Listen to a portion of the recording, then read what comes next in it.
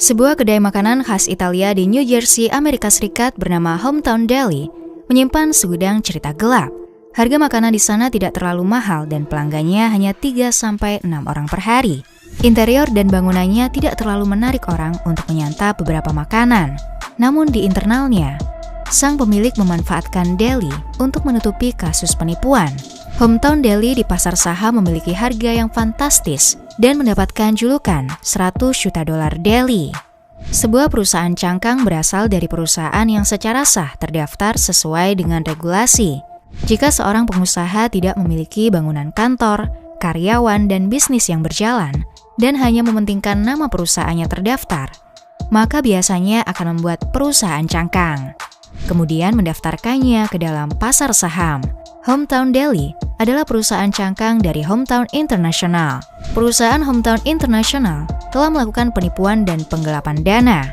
Pengadilan telah menetapkan 3 tersangka dalam kasus tersebut. Paul Morina, seorang CEO, CFO, bendahara, direktur, dan pemegang saham terbesar di Hometown International. Ia adalah kepala sekolah dan pelatih gulat di salah satu sekolah menengah New Jersey. Kristen Lindenmuth ditunjuk sebagai wakil presiden dan sekretaris. Di sekolah yang sama dengan Paul, Kristen adalah guru matematika dan pelatih gulat. Lalu, Peter Cooker SR, sebelumnya ia pernah dituntut oleh American Express untuk $900.000 hutang yang belum dibayar. Kemudian Peter menghindari tuntutan tersebut dengan membuat kebangkrutan palsu. Pada tahun 1992, Peter pernah ditangkap atas pencabulan kepada 3 gadis berusia 10 tahun.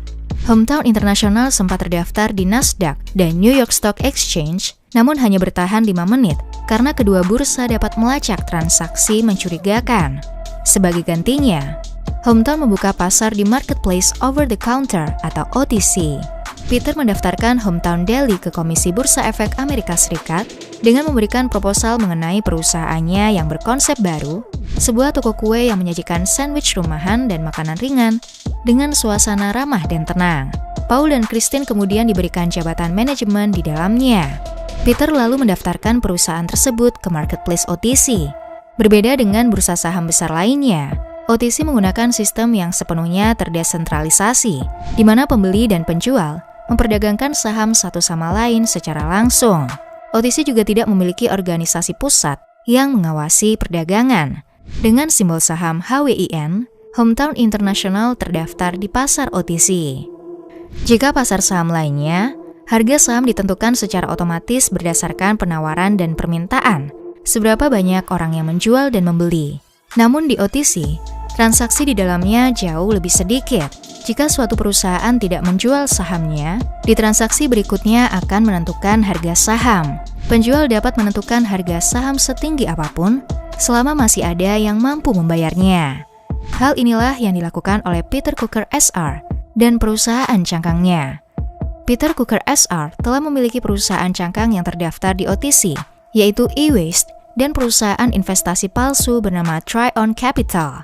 Peter menjual saham HWIN ke perusahaan cangkangnya dengan harga tinggi secara bertahap agar saham terlihat menarik pembeli lainnya. Taktik menaikkan harga saham Peter tidak terlalu berhasil, namun ia tidak menyerah. Ia meminta putranya yang berada di Hong Kong untuk mengubah strategi. Peter Cooker Jr. adalah pebisnis investasi internasional. Ia bahkan memiliki julukan reverse merger. Pada dasarnya, merger terbalik adalah ketika sebuah perusahaan swasta dapat bergabung dengan perusahaan yang sudah go public.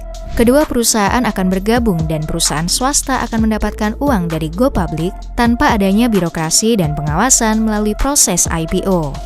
Di Tiongkok, banyak perusahaan yang ingin go public dengan cara merger terbalik dengan perusahaan-perusahaan Amerika Serikat. Merger terbalik dapat menarik banyak uang karena exposure pasar Amerika. Akhirnya ada sebuah perusahaan Tiongkok yang bergabung dengan Peter Jr.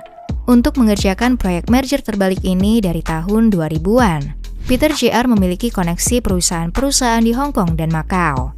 Peter Jr. membuat rencana untuk melakukan merger terbalik antara perusahaan Hong Kong dan Hometown International. Dalam prosesnya, telah berjalan dengan baik. Namun di tengah jalan, Peter menjadi lebih serakah. Ia membeli saham bolak-balik di perusahaan cangkangnya. Dari 2019 hingga 2021, saham Daily naik dari $1,25 menjadi $13 per saham. Dengan naiknya harga saham tersebut, Daily Hometown menjadi perusahaan yang bernilai ratusan juta. Naiknya harga saham Daily di OTC membuat banyak orang tertarik untuk membelinya. Namun kemudian David Einhorn mengetahui adanya saham Daily tersebut. David Einhorn adalah pendiri dan presiden dari dana lindung nilai bernama Greenlight Capital.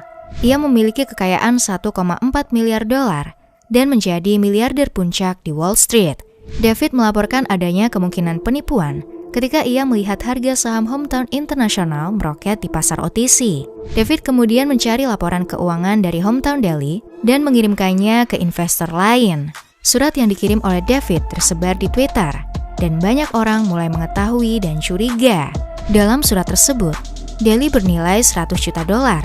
77% sahamnya dimiliki oleh perusahaan Hong Kong dan Macau, dan tercatat pengeluaran-pengeluaran mewah lainnya. Kehebohan itu membuat pasar OTC merespons dengan menurunkan nilai saham Hometown International dan memberikan simbol peringatan di sebelah nama saham Hometown International di pasar.